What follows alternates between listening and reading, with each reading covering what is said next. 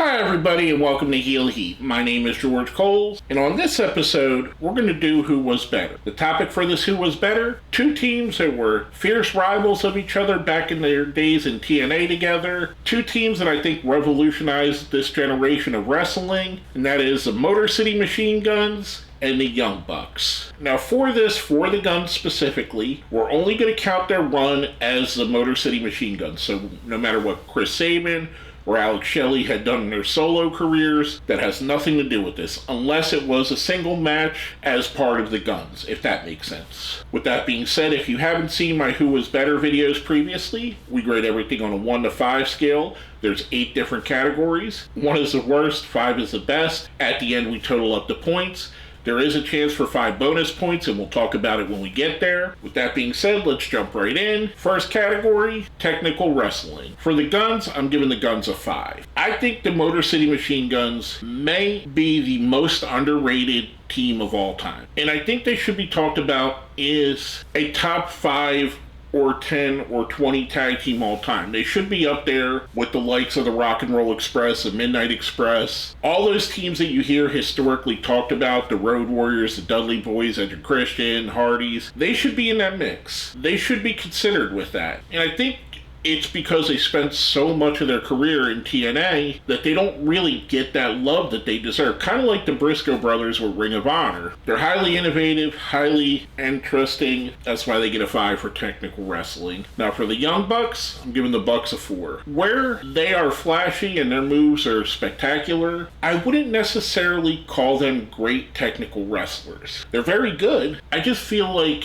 there's something that sets them apart. Yes, their style is a lot like the Motor City Machine Guns. Yes, they both have a lot of similarities. I just feel that there's something that the Guns do that puts them in that upper echelon that the Bucks don't. And that's why they get a little bit lesser. Now going to our next category, striking. I'm giving both teams here a 4. I think they're both really good. The only thing that I think puts them both from getting a 5 is their striking attacks get repetitive. And I know it's been talked about a million times, the Young Bucks matches are 100 super kicks and then a finish. That's kind of what I'm getting at. And I know they do it on purpose. But even with that, and being a big fan of the Young Bucks, I love both of these teams. These are two teams that I would consider maybe in my top 10 or, like I said, somewhere in the top 10 or 20. I don't really know without really thinking about it where they would fit. But both of these teams, it kind of feels like it's a lot of the same. And when they get into other matches, like, say, with a team like FTR, it kind of feels like you see that deficiency a little bit. That's why I can't give them a 5, I gotta give them a... Next up, how they perform as a heel. For the Guns are getting a 3. I don't think the Motor City Machine Guns make great heels. I think individually, Alex Shelley makes a great heel. I think Sabin, not so much. Serviceable. But the thing of it is, the Machine Guns are someone that everybody wants to rally behind. And there's never been a point in their career where I feel like the fans turned on. And for me, I just feel like anytime that they've tried to be heels, it just didn't really hit. They're not bad, it just isn't a great fit. For the Young Bucks, I'm giving the Bucks a 4. The Young Bucks are a little bit better because I do feel like they get that heat. I do feel like they're more suited at times to be a heel faction or a heel team. Especially now, like, they're leaning into what people hate about them, and I think that's really helping their heel personas. I think they're just that smidget better. That's why they get a 4. That's why the Guns get a 3. Now, how they perform as baby faces, the Guns are getting a 5. I just mentioned it there. This is kind of why I don't think they're so great as a heel, because they're so naturally a babyface team. In kind of the same vein that I can't think of the Rock and Roll Express as heels, even though I know they've been heels at times, or the British Bulldogs as heels. I can't think of the Machine Guns as heels. I just think they're a quintessential babyface team. They are on that Rock and Roll Express mold. The undersized team works together, innovates tag team moves, blows everybody's minds. Now for the Young Bucks are getting a 4. The Young Bucks, if I would have did this 5 years ago, probably would have got a 5. Somewhere in this AEW run, in my opinion, the Young Bucks lost a bit of their fan base and lost a bit of their quote-unquote likability, in my opinion. And don't get me wrong, I still like the Young Bucks. I still think they're a great tag team. I still think they're one of the top teams in pro wrestling. However, that crowd connection is not there. I think a lot of it has to do with the fact that they no longer do being the elite, and we're not seeing that, that inside, behind the scenes look at what they look like as real people. I think a lot of it has to do with the controversies, the CM Punk stuff. I think that turned some of the fans off, whether you were pro CM Punk or not. I think even the fans that didn't really pick a side kind of lost interest on both sides, if that makes sense. But yeah, like I said, 5 years ago they would have got a 5. Now I think they've kind of eroded just a bit of that, in my opinion. Now our next category, promos. This is going to be the weakest category for both teams. For the Motor City Machine Guns, I'm giving them a 2. I don't think they're totally horrible. They're not the worst promos I've ever heard, but they're not natural at it. They don't feel like they really connect during their promos. And Shelley, in my opinion, Alex Shelley does a better promo than Chris Sabin. However, I think Chris Sabin pulls the team down a bit, which is why I would consider them a 2.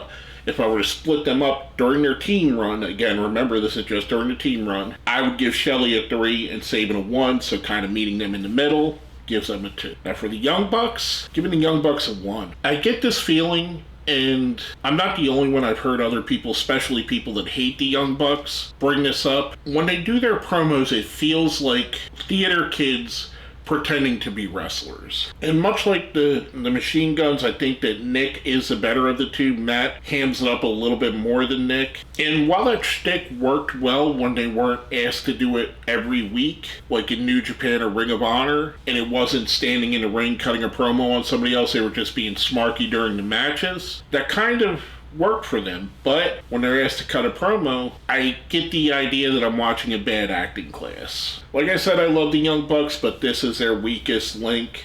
They get a 1. Now going to our next category, presentation. For the Machine Guns, I'm giving them a 4. I think they've been presented greatly. I've liked their music both in TNA and WWE.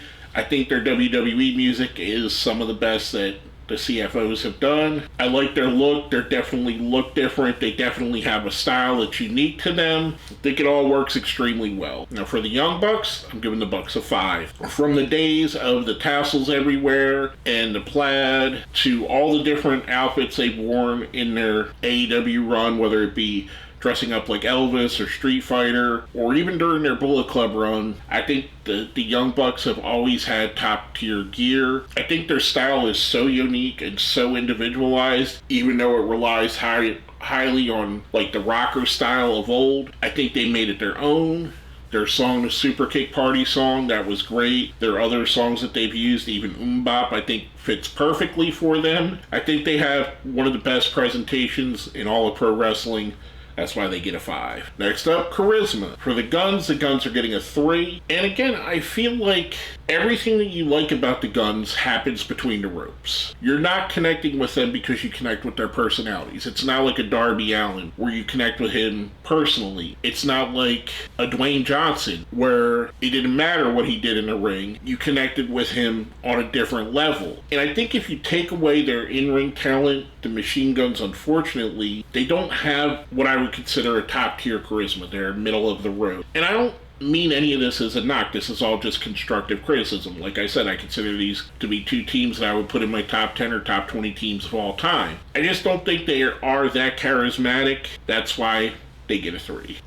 Now for the Bucks, I am going to give the Bucks a 5 here. And this kind of goes against what I said with their promos. There's something that connects the Bucks with so many fans worldwide. And like I said, I know it has eroded over the past couple of years. But I've been there in lines with people waiting for autographs for the Young Bucks or seeing the Young Bucks live. And just that personal connection that they have with the fans, especially when they had BTE going, which I have no idea why they don't decide to bring back. I think it would do wonders for both them and AEW, but that's another story. There is something that connects you to them. Whether you like their smarmy attitudes, whether you connect to them in a us against the world type thing, which is originally how they built such a fan base. There's a reason why these guys move so much merchandise. And I could tell you in my bedroom, I probably have 15 to 20 Young Bucks t-shirts. Now, some of them I got through the mystery crates with Pro Wrestling Crates, but there's a lot of them I bought on my own because I am such a fan of them.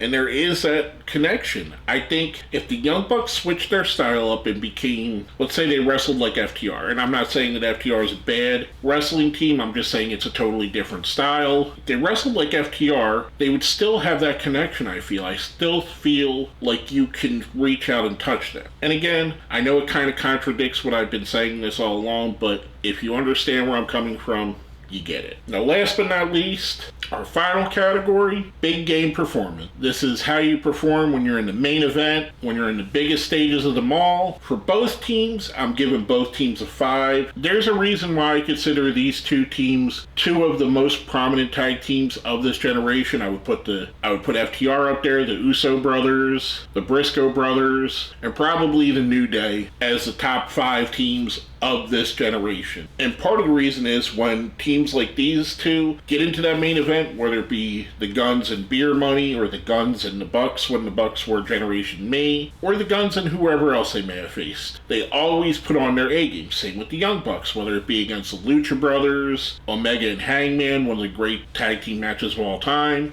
against FTR, even going back to their New Japan days against teams like the Time Splitters. They always put on great matches. Both of these teams, I think this is their strong point. Again, they both kill it in the ring. They both give you great matches every time they're in there. Now, totaling everything up, the Motor City Machine Guns have a total of 31. The Young Bucks have a total of 32. But wait, here's where those bonus points come. Every Wednesday, I post on my posts page here on YouTube a survey, and I ask you guys basically, who do you think is better? The winner of that survey gets 5 bonus points. The winner this week of the survey, the Motor City Machine Gun, putting them up to 36 in total, giving them the win. I think this could have went either way, and I think the survey kind of speaks on what I talked about. If you've seen the results up here as a flash there for a few seconds, it kind of speaks on the erosion of the fan base that I talked about a bit earlier with the Young Bucks. But hey, it is what it is. They're still a great tag team. Either team could have won this.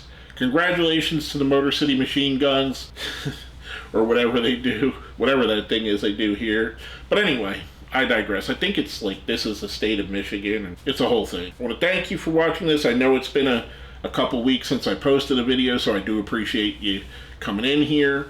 I do want to bring up one more thing, if you please indulge me for a moment. YouTube has a feature that is kind of new, or at least it's new to me, called Hype. And what that is, there's going to be a button like where the like and share and all that is, that says Hype. If you click that, it gives my video Hype points. And what that is, it's a way for us smaller creators to get pushed further in the algorithm, whereas, maybe 1,000 people see this video if I'm lucky. If you hype it, it makes it seem like there's more and they'll push it further. So if you feel so inclined and you want to help me out and you like what I do, click on that Hype for me. I would definitely appreciate it. With that being said, pay attention to the post page. You're going to see the survey for next week. My name is George Coles, and you've been watching Who Was Better.